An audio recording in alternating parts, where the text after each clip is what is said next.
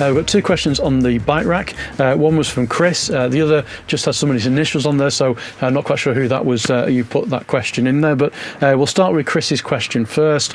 Chris has asked about, with the bikes on the back of it, if you get the upgraded struts, can you open the tailgate with the bikes on it? So simple answer to this is you can't open the tailgate with the bikes on and expect the tailgate to stay open. It won't do that. The upgraded struts are there, so the actual tailgate itself will actually open and stay open with just the bike rack on. So when you haven't got bikes on there, you open the tailgate, and obviously the tailgate will stay open. So if you bought, for example, just a panel van and stick a bike rack on the back of it, when you lift the tailgate up and it's got a bike rack on, that tailgate pretty much 9 times out of 10 is going to start to creep down again with the weight. That's because that vehicle has just got standard struts on the vehicle. If you're buying something like, for example, a California Ocean, that vehicle comes standard with the upgraded struts that's on there. Or if you're buying, say, a Combi with an electric tailgate, again, that's obviously powered, so a slightly different thing that's in there.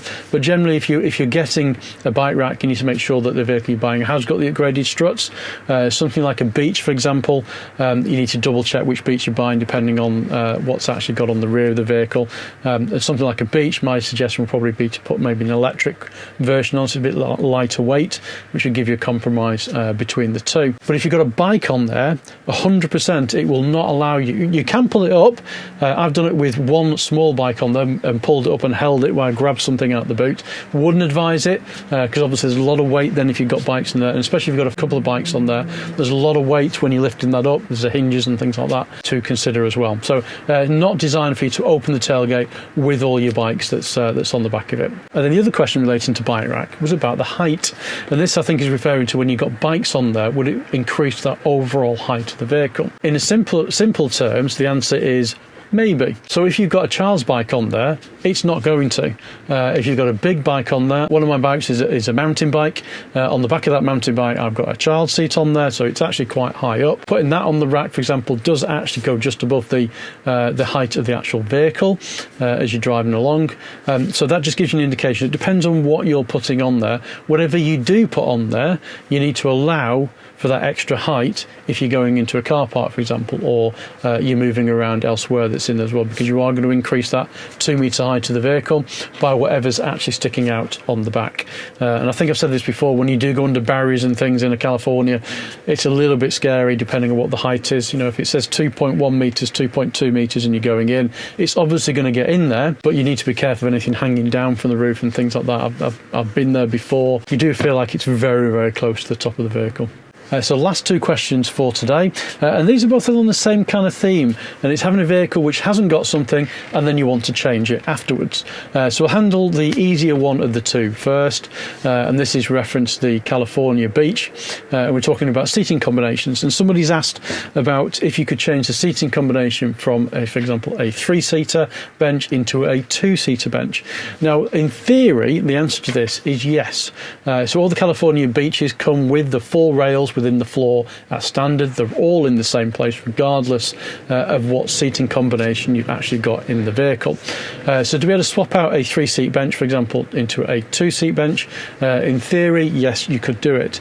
But all the other things that go around that 2-seat bench, so you've got all your cabinets down the side, which you've got different cabinets in the 2-seat bench version to what you would have on the 3-seat bench version. So yes, I think the answer is if you bought one and you decided actually this 3-seat bench doesn't work for us, we want the 2-seat bench in, 9 times out of 10 I think you'd actually probably be better selling that vehicle and buying another one with the correct combination that's in there, because by the time you've changed everything around, one, getting hold of parts and things like that, it would be very, very difficult in my opinion.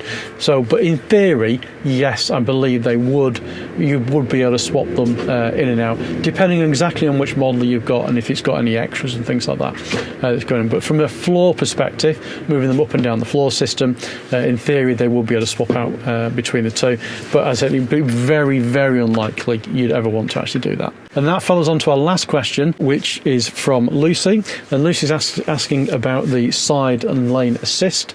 So currently on California, obviously you can remove this option from the standard specification to try and bring your orders forward so they get through the factory quicker. Lucy's asking whether this is something you could then retrofit at a later stage. 100% is not something we can do at a dealership level.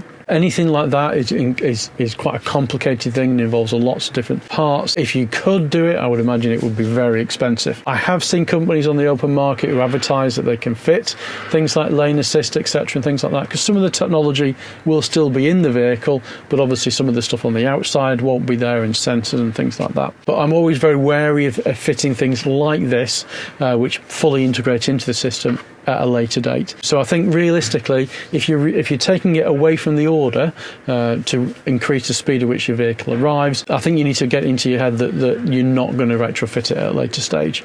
I think it could cause more problems than it's worth trying to do it. It's 100% something that would not be done via a dealer. A dealer wouldn't get involved with that type of thing from on there. You wouldn't have any warranty on it, because obviously it wouldn't be part of the standard features of that particular vehicle. It's also just worth mentioning this. If you do fit something which might be standard on the vehicle, but it wasn't standard on your vehicle, for obvious reasons, that wouldn't normally be covered under warranty, because whenever we send information to Volkswagen to say, hi, this is what we've got a problem with this vehicle, and we send any problem we have with the vehicle gets sent to Volkswagen. That's a warranty case. It's because they need to know, so they can track and look at whether there's a group of vehicles, for example, that's in there. And whenever we send that information, obviously they're going to go, hold on a minute, this vehicle shouldn't have this that you're saying there's a problem with. So for obvious reasons, that it's just something to bear in mind as well.